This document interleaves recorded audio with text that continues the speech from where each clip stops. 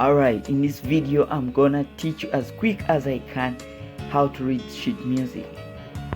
And now before we get started, if you are new to this channel, just hit the subscribe button, like, and make sure to leave a comment. Now let's get started. One of the most things that any beginning pianist learns to do is to read music. Notes are the words that music uses to communicate with us, and in order to be able to read the language of music, we need to learn what the notes are so we can play them. So it's a language to us human beings.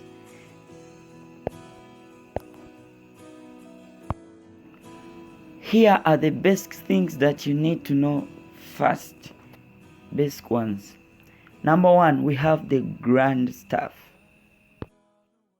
Now, there are many definitions or descriptions you can give a staff or a grand staff, but it's these are the 5 lines on which music is written. Now, this is what we call the grand staff.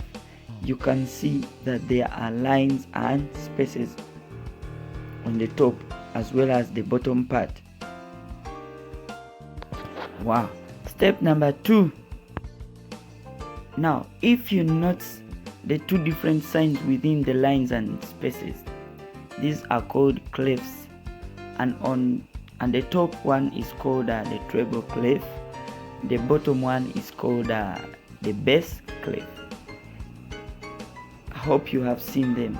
The first one on the top is called the treble clef, and the one at the bottom part is called the bass clef. Now let's look at the treble clef.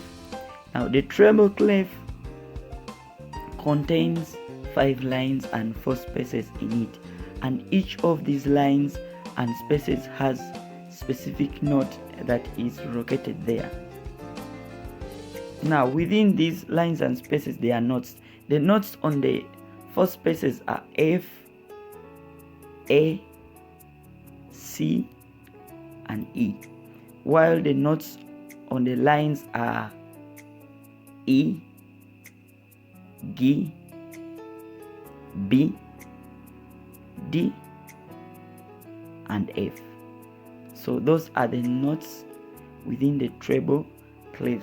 The treble clef, the notes in the spaces and the notes in the lines.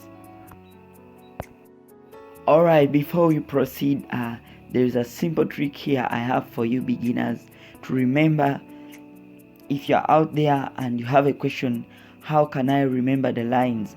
How can I remember the notes in the lines and spaces? Here is a simple trick to remember the lines. Every good boy deserves Fanta. Every good boy deserves Fanta.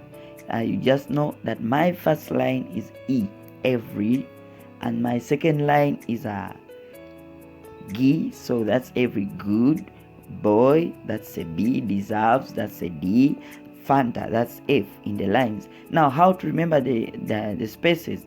The spaces, yeah, it's simply called face. That's F, A, C, and E.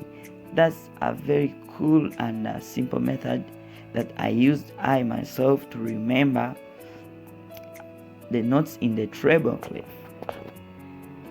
Now another sign is the bass clef. The bass clef. This one also contains 5 lines and 5 spaces, and each of these lines and spaces have specific notes that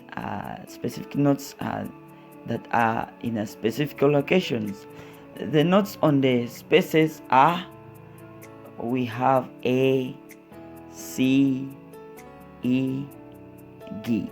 Then the notes in the lines, we have G, B, D, F, and A. Simple. I also have the keywords to remember the lines and the spaces in the bass clef. Now I'm gonna give you the keyword to remember the lines. Remember we said it's G, B, D, F, A. Good boys deserve Fanta. always. Now that's a statement to remember the lines. Now a statement to remember the spaces. All cows eat grass. Yeah, simple. Remember I said it was A, C, E, and G.